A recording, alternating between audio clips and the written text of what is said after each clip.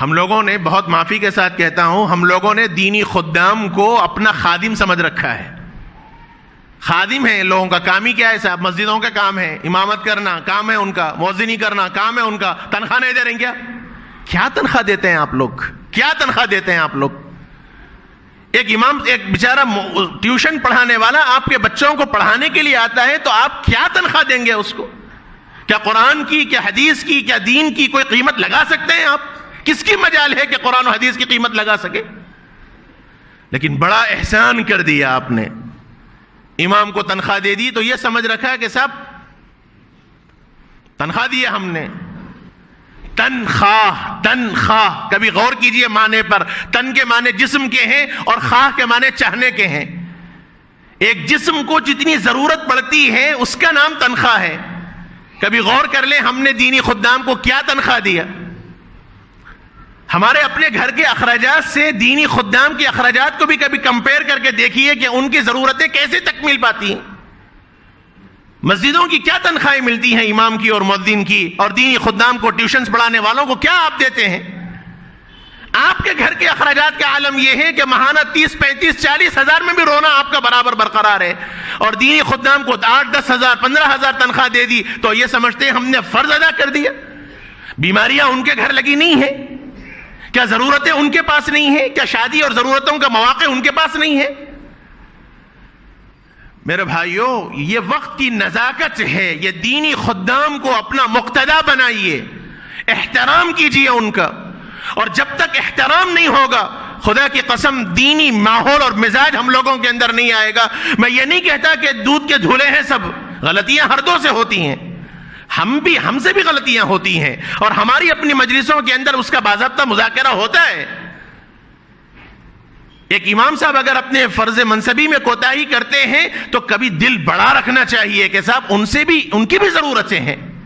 ایک مؤذن سے اگر اس کی ضرورتوں میں تکمیل میں کوئی کوتاہی ہوتی ہے تو یہ سمجھنا چاہیے کہ وہ بھی انسان ہے، اس کے لیے بھی کچھ ضرورتیں ہیں. ایک گھر پہ پڑھانے والی ٹیوشن استاد اگر آپ کے گھر پہ کسی ضرورت سے نہیں آتا تو یہ سمجھنا چاہیے کہ وہ بھی ایک انسان ہے، اس کی بھی کچھ ضرورتیں ہیں. لیکن دینی خدام کو ہم نے اپنا نوکر سمجھ رکھا ہے. اوپر سے لے کے نیچے تک سب اٹھا کے بول دیں گے. یہ ادب و احترام نہیں ہے. یہ خدام ہے دین کے. آپ اپنی نماز ان کے پیچھے پڑھ رہے ہیں، امام کے پیچھے اپنی نماز پڑھ رہے ہیں آپ لوگ. اللہ اکبر کہہ کے جب آپ تحریمہ باندھتے ہیں تو مسلک کے اعتبار سے آپ سے لا غلطیاں ہو جائیں نماز کے اندر، لیکن سجدہ سہو آپ کو لازم نہیں ہے.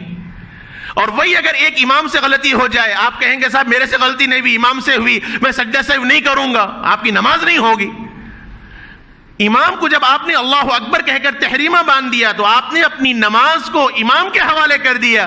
اب آپ اپنی مرضی نہیں چلا سکتے. امام رکوع کیا تو رکوع، امام سجدہ کیا تو سجدہ.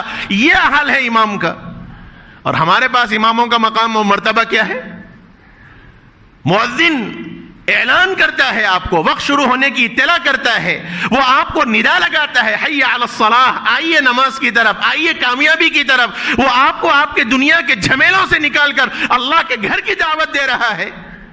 اور ہم نے مؤذن کا کیا مقام و مرتبہ رکھا؟ ایک استاد گھر پر آپ کے بچوں کو پڑھانے آتا ہے تو وہ صرف قرآن نہیں پڑھا رہا ہے، وہ صرف دینی ماحول نہیں فراہم کر رہا ہے، بلکہ وہ آپ کے بچے کو دینی تربیت کر رہا ہے. وہ آپ کے بچوں کو مرتد ہونے سے، وہ آپ کے بچوں کو دین بیزار ہونے سے بچا رہا ہے. اور آپ نے اس کے ساتھ کیا معاملہ کیا؟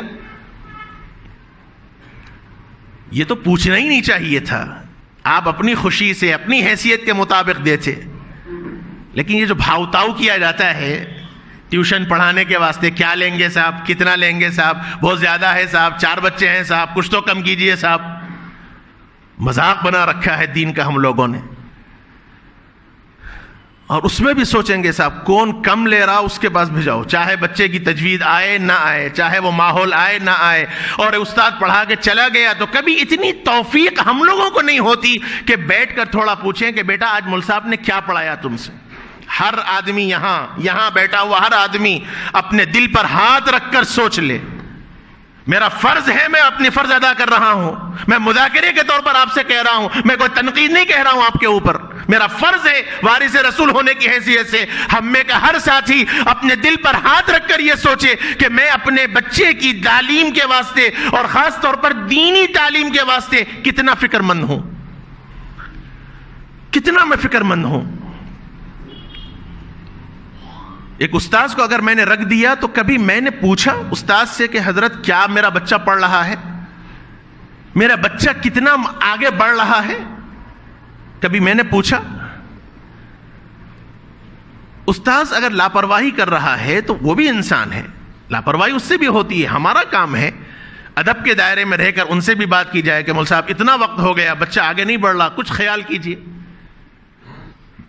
یہ چیزیں ہمارے پاس نہیں ہیں تو پھر ادب کہاں سے آئے گا ہماری اولادوں میں، دین کہاں سے آئے گا؟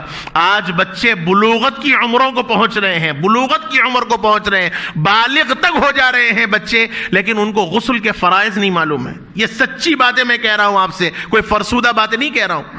غسل فرائض، غسل کن چیزوں سے واجب ہوتا ہے، غسل کس کو کہتے ہیں، غسل فرض کیسے لیا جاتا ہے، یہ نہیں معلوم۔ ان کو بس یہی معلوم ہے گھر میں بابا نے شاور لگا دیا، شاور کھول دیا، ٹھہر گئے، نہا لیے، ختم۔